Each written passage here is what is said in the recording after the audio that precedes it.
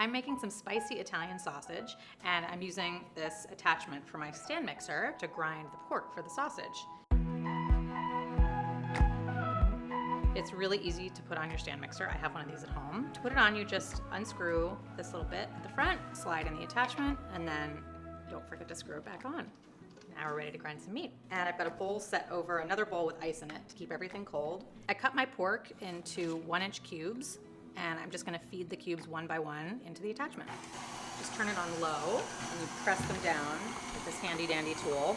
The pork has been frozen just for about 20 to 30 minutes. You just want it to be a little bit kind of crunchy on the outside, but not frozen solid, so that it'll still go through the attachment, but stays really nice and cold.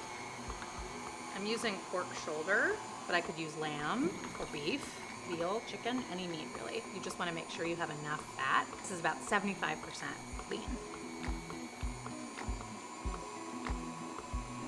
This makes it so easy to make ground meat at home for hamburgers, for sausages, whatever you need it for, and you know it's been really freshly ground because you've done it yourself.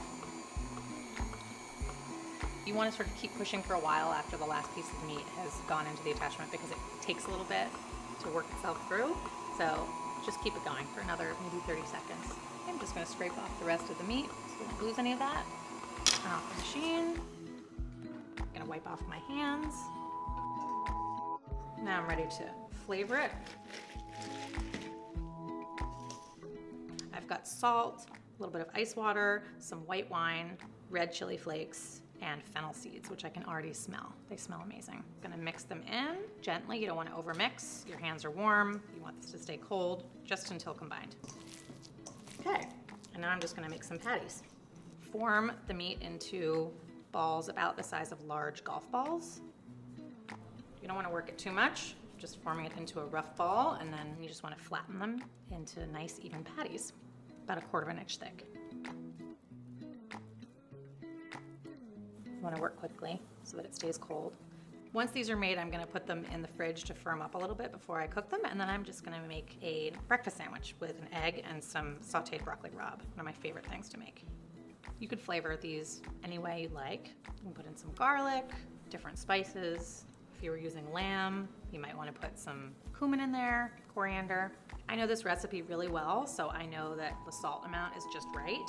Everything's weighed. If you're trying a new recipe, or if you have any doubts at all, before you start forming it into patties, just fry up a little piece and taste it, and then if you need more salt or anything else, you can add it then.